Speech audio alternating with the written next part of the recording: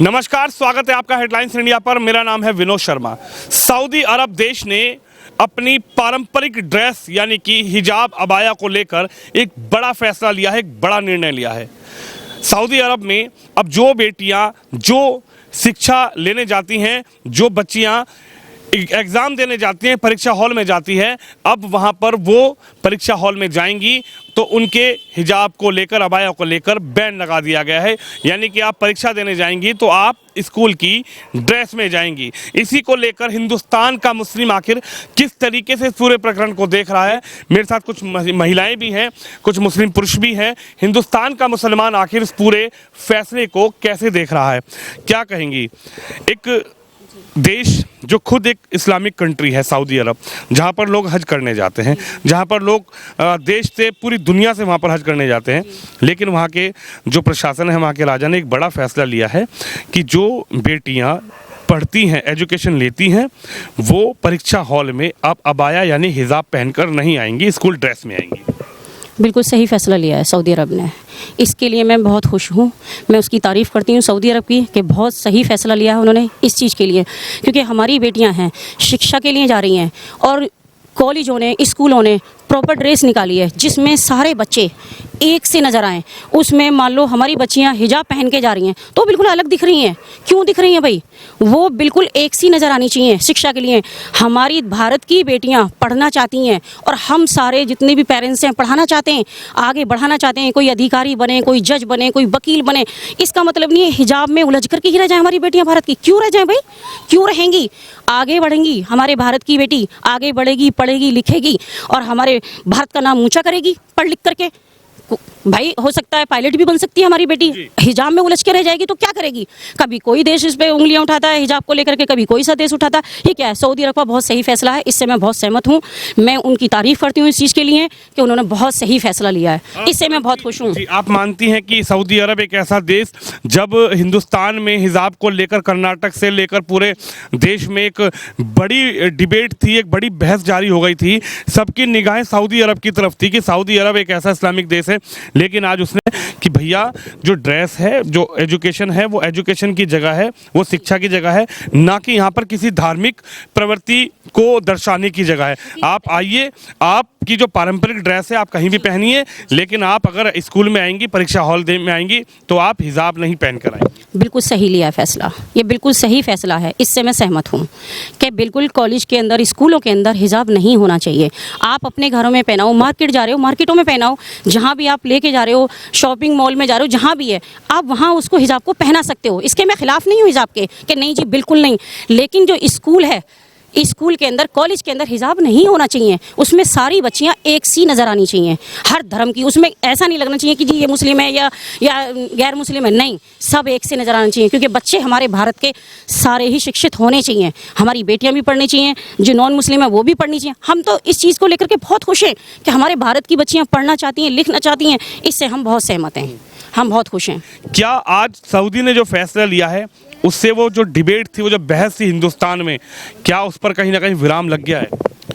मैं बता दूं आपको कि कुछ फैसले पहले वैसे लिए हैं सऊदी अरब के प्रिंस ने, चाहे वो ड्राइविंग के माध्यम से हो, चाहे वो नौकरी के माध्यम से हो, और ये अब दुनिया बदल रही है और इस्लाम धर्म में आज़ादी है, परंतु कुछ लोगों ने इस मुसलमान कौम को या उनकी बहन बेटियों को एक बंधक बनाकर रखा हुआ है। पहले हम जब कलाम पाक खोलते हैं, जब पढ़ते हैं, तो पहले उसमें जिक्र है शिक्षा के लिए। यहाँ तक क्या आ गया है कि अगर शिक्षा प्राप्त करनी हो तो तुम्हें कितना दूर जाना पड़े। सऊदी अरब से चीन जाने का जिक्र है कि आपको चीन जाना पड़ेगा तो शिक्षा ग्रहण करो। बहुत अच्छा कदम है। और हिंदुस्तान में एक ऐसा प्रोपेगेंडा फैला रखा है हिजाब को लेकर, जबकि हिजाब जो प्रावधान, जो कपड़ा है, वो एक वस्त्र है, उससे इस्लाम से कोई लेना देना है नहीं। परंतु हिंदुस्तान में कुछ कथाकथित गंदी राजनीति करने वाले और देश का सौहार्द सद्भाव करने वाले, ख़राब करने वाले, और मुसलमान की बच्चों को ना पढ़ने के लिए बंधक बनाने वाले कुछ लोग ऐसे हैं जो हिजाब के मुद्दे को उठाते हैं। ये पहल बहुत अच्छी है और हिंदुस्तान में आज बेटियां पढ़ रही हैं, हिंदुस्तान बदल रहा है। एहसान भाई, क्या लगता है कि उन सभी नेताओं का मुंह आज सऊदी अरब के प्रिंस ने, सऊदी अरब ने एक इस्लामिक कंट्री होने के बावजूद भी क्या उनके मुंह पर आज ताला लगा दिया है? जो लोग हमारे यहाँ पर कर्नाटक की घटना को लेकर, देखिए सरकार ने क्या कहा था, कर्नाटक सरकार ने क्या कहा था कि आप आइए, लेकिन शिक्षा, जो शिक्षा का संस्थान है, ड्रेस कोड है, आप उसी में आइए, आप बाहर आपके पारंपरिक ड्रेस है, आप कुछ भी पहनिए, लेकिन आप अगर शिक्षा ग्रहण करने आ रहे हैं, स्कूल में आ रहे हैं, तो आप हिजाब पहन के नहीं आ सकते। इसी को लेकर पूरे देश में डिबेट हुई, पूरे देश में हड़कंप मच गया। लेकिन क्या लगता है आज जो सऊदी ने एक बड़ा निर्णय लिया है, इससे कहीं ना कहीं विराम लग गया इन बातों को लेकर? ये पूरी दुनिया के उन कट्टरपंथी, जो धार्मिक कट्टरपंथी लोग हैं, उनके ऊपर तमाचा है, उनका मुंह बंद किया है। अब मैं बात करता हूँ हिंदुस्तान की। जी, कांग्रेस के ज़माने में 70 कमेटी की रिपोर्ट है कि मुसलमान बच्चियाँ बहुत कम पढ़ी लिखी हैं, बहुत गरीब लोग हैं, अति पिछड़े लोग हैं। जब से नरेंद्र मोदी जी आए हैं, उन्होंने पूरे हिंदुस्तान को सर्च किया, और जब बैठते हैं गद्दी पर, देश की पर, तो कहते हैं कि मुसलमान के बच्चों के हाथ में कुरान हो, एक तरफ लैपटॉप हो। सीधा संदेश दिया था उन्होंने, पढ़ने के लिए, पढ़ाने के लिए।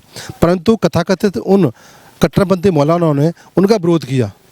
आज जैसे कि उत्तर प्रदेश में भी कल की न्यूज़ है, योगी जी ने कहा है कि जो मदरसे हैं उनके अंदर आप धार्मिक शिक्षाएं पढ़ाओ, आप विज्ञान की शिक्षाएं पढ़ाओ, और देश बदल रहा है। और भाजपा सरकार इस देश के मुसलमानों को बदलना चाहती है, पढ़ाना चाहती है, कहीं ना कहीं मुख्यधारा से जोड़ना चाहती है। अधिकारी बने, अफसर बने, फौजी बने, पायलट बने, ये भारत सरकार चाहती है, ये उत्तर प्रदेश सरकार चाहती है। लेकिन कुछ कथाकथित मौलाना जो हैं वो कहीं ना कहीं अब भड़काएंगे, बहकाएंगे और फिर ऐसा मुद्दा बनाएंगे।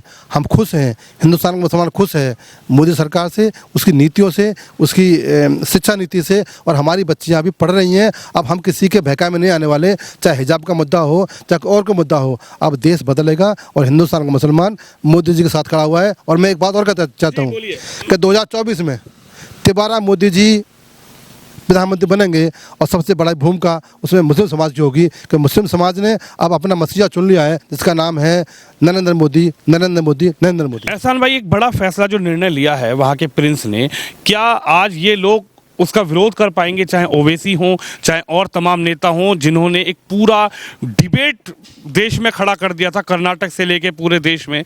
आज वो इससे हिसाब ले पाएंगे क्या, इस पर जवाब दे पाएंगे क्या? बिल्कुल ठीक कहा आपने। मैं आपके चैनल के माध्यम से बताना चाहता हूँ, चाहे ओवैसी हो, चाहे शुएब जमाई हो, चाहे मौलाना रशीदी हो, चाहे और कोई मौलाना हो, जिन्होंने इस देश के सौहार्द को ख़राब करने की कोशिश की थी, हिजाब के मुद्दे को लेकर पूरे हिंदुस्तान में उत्पात मचाया था। आज क्या सऊदी अरब का वो विरोध करेंगे या समर्थन में है? समर्थन में है तो कल समर्थन करें वो हिजाब का, कि हमारी बहन बेटियाँ हिंदुस्तान में हिजाब नहीं पहनेंगी। अगर विरोध करते हैं तो सऊदी अरब का विरोध करके दिखाएं, अगर इनमें ताकत है तो। क्यों ये राजनीति करते हैं, गंदी राजनीति करते हैं। आज इस्लाम धर्म में रिफॉर्म आ रहा है, और बड़ी खुशी की बात है, दुनिया के मुसलमानों को सबक मिलने वाला है कि आज सऊदी अरब के प्रिंस ने, जहाँ से इस्लाम धर्म शुरू हुआ है, आज वो बदलाव ला रहा है।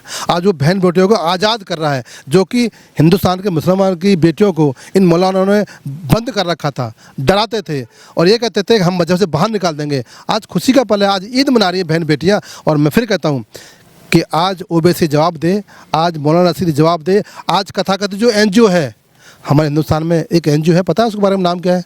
जी, पर्सनल लॉ बोर्ड, जी, मुस्लिम पर्सनल लॉ बोर्ड। आज वो कथाकथित एनजीओ आज जवाब दे हिंदुस्तान को कि अरब का विरोध करेंगे या समर्थन करेंगे। ये विरोध हिजाब का करते थे, ये विरोध अरब कंट्री का करते थे, या यह विरोध नरेंद्र मोदी, योगी आदित्यनाथ का करते? हाँ, सही कहा आपने। ये केवल विरोध था भाजपा का, विरोध था नरेंद्र मोदी का। क्यों? कि वो विकास कर रहे थे, वो मुसलमानों को पढ़ाना चाहते हैं, वो मुसलमान के लिए नौकरी लाना चाहते हैं, वो मुसलमान के हाथ में रोजगार देना चाहते हैं, मुसलमान के हाथ में कुरान देना चाहते हैं, और ये चाहते हैं कि मुसलमान अनपढ़ रहे, मुसलमान अंडा बेचे, ठेली लगाए, पेंचर लगाए। और मोदी चाहते हैं कि मुसलमान की बच्चे और बच्चियाँ पढ़कर IPS बने और मुख्यधारा जोड़ें। ये उनका विरोध था। आज ओवैसी, आज कोई भी जमात इसका जवाब देगी, और या तो उस हिजाब के फैसले का विरोध करेगी या समर्थन करेगी। समर्थन करेगी तो पिछले वाले हिसाब देने पड़ेंगे, तुमने उत्पात क्यों मचाया। सर, आपका क्या नाम होगा? शोएब अहमद। शोएब अहमद जी। शोएब साहब, क्या कहेंगे कि मोदी को तो ये कहा जाता था, भैया ने मोदी जी की जो प्रधानमंत्री उनकी बात छेड़ी, मोदी पर तो ये कहा जाता था कि मोदी आ गए देश में तो समझ लो मुसलमान को तो जीने नहीं देंगे। योगी यूपी में आ गए तो मुसलमानों को तो ये कर देंगे, वो कर देंगे। 2 बार से तो मोदी हैं और 2 बार से यूपी में योगी हैं। हिजाब का भी मामला जब छिड़ा तो कहा गया कि बीजेपी ये करवा रही है मुस्लिमों के साथ कि हिजाब मत पहनो, हिजाब खोस दो, इनका ये कर दो। लेकिन क्या सऊदी अरब एक ऐसा इस्लामिक देश जिसको लोग जहां पर हज करने जाते हैं, क्या लगता है कि आज उसने इन सब कट्टरपंथियों का, इन नेताओं का आज मुंह पर ताला लगा दिया इस फैसले के बाद? बिल्कुल। देखिए, जो जहाँ तक उनका सऊदी अरब की बात है, वहाँ तो हमेशा से हिजाब रहा है। अब अगर उन्होंने नई शिक्षा नीति जो उनकी है उसके तहत अगर उन्होंने ये करा है कि अब हमें अगर नई शिक्षा देनी है अपने बच्चों को, तो उससे हिजाब के ज़रिए नहीं हो पाएगी, क्योंकि उसमें बहुत सारी पाबंदियाँ होती हैं। उस पाबंदियों को हटा के उन्होंने पूरी मुख्य धारा से लोगों को जोड़ा है।